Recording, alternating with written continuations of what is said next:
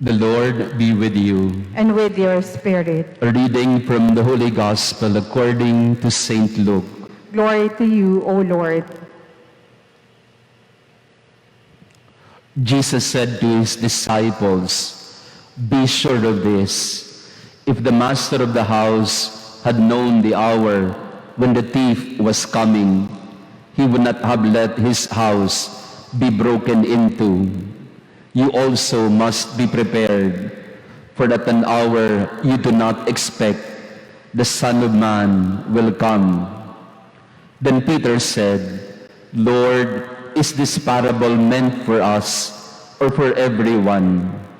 And the Lord replied, "Who then is the faithful and prudent steward, whom the master will put in charge of his servants to distribute the food allowance at the proper time? Blessed is that servant whom his master on arrival finds doing so. Truly I say to you, he will put him in charge of all his property. But if that servant says to himself, 'My master is delayed in coming,' and begins to beat the men servants and the maid servants, to eat and drink and get drunk, then that servant's master will come on an unexpected day and at an unknown hour, and will punish the servant severely and assign him a place with the unfaithful. The servant who knew his master's will, but did not make preparations, nor act in accord with his will, shall be beaten severely. And the servant who was ignorant of his master's will, but acted in a way deserving of a severe beating, shall be beaten only lightly. Much will be required of the person entrusted with much, and still more will be demanded of the person entrusted with more." The Gospel of the Lord. Praise to you, Lord Jesus Christ. Magandang umaga sa inyong lahat, mga kapatid, at magandang umaga din sa mga kapatid natin na kasama natin sa pamamagitan ng Facebook Live, at gayon din ng mga kapatid natin na nasa ibang bansa. Pagdasal din natin ang kanilang mga intensyon at pangangailangan. Karugtong ng Ebanghelyo kahapon ang ating pagbasa ngayon, ang talinhaga ni Jesus tungkol sa mga utusan na naghihintay sa pagbabalik ng kanilang Panginoon, at hinihikayat at hinihingi ng Panginoon na ang kanyang mga utusan ay laging handa sa kanyang pagdating, sapagkat darating siya sa mga oras at pagkakataon na hindi nila akalain, at inihalintulad ng Panginoon ng kanyang sarili sa isang magnanakaw. At totoo din naman, wala namang magnanakaw na nag-aanunsyo ng kanyang gagawin. Ang magnanakaw, lagi siyang gagawa ng isang bagay sa pamamaraan na hindi mo akalain at hindi mo nalalaman. Kaya nga, ang magagawa natin ay maging handa sa kanyang pagdating. To be vigilant and to be always prepared for the coming of the Master.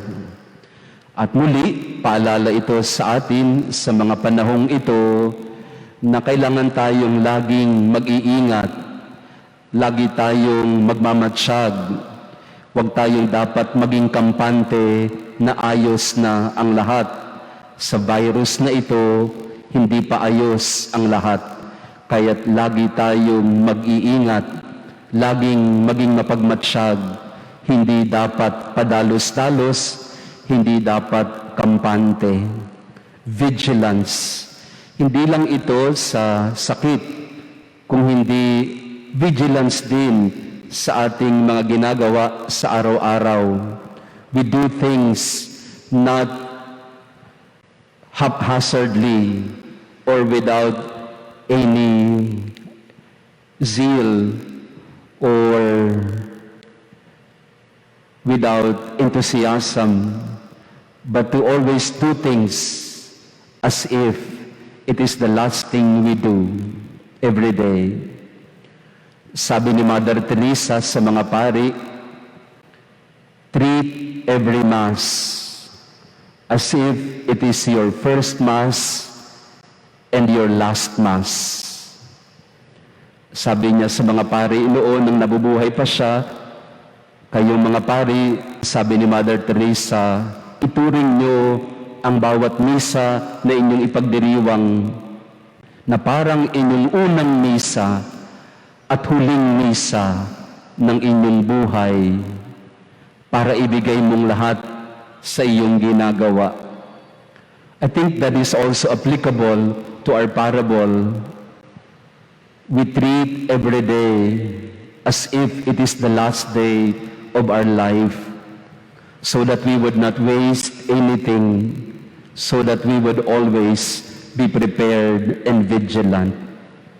Pagising mo sa umaga, ito ang isang magandang panalangin na sa araw na ito, ibibigay ko ang lahat, gugugulin ko ang lahat sa makabuluhang bagay, sapagkat pwedeng ito na ang aking huling araw. Hindi naman ito nakatatakot na isipin, sapagkat ito rin ay maganda that every day we remind ourselves that this could be the end, that this could be the last day. So I will not waste my time in things that are not necessary. Sa panahong ito ng lockdown, parang ang dami nating sinayang na panahon sa katutulog. Parang lumipas ang 8 buwan na walang nangyari sa ating buhay. At nakakalungkot yun, sapagkat sabi nga ni Pope Francis, the pandemic, if it has taught us anything, it is to prepare the future. Sabi niya, we don't prepare for the future. We prepare the future. Magkaiba daw yun.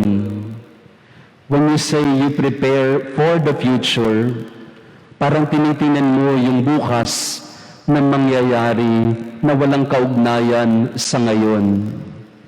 We treat the future as if it is a future event disconnected with the present. It is something that we look forward to. That's what you mean when you say, prepare for the future. Para bang yung kinabukasan ay malayo pa, hindi pa darating yan. Maghanda lang tayo, pero malayo pa yan. Sabi ni Pope Francis, mali ang ganong kaisipan. You don't prepare for the future, you prepare the future. Ihanda mo ang kinabukasan sa pamamagitan ng mga ginagawa mo ngayon. At magandang paalala yon sa atin ngayon, na wag lang nating hintayin yung bukas na parang darating ito na isusubo na lang sa atin. Kung ano man ang mangyayari sa kinabukasan, nakadepende ang malaki sa ginagawa natin sa ngayon. Whatever we do today has an immediate impact and a very big impact on what will happen in the future. Yun ang ibig sabihin din ng pagiging handa. You don't anticipate a future reality as if it is disconnected with who you are or what you are today. What we are today is very much part of what will happen to us in the future.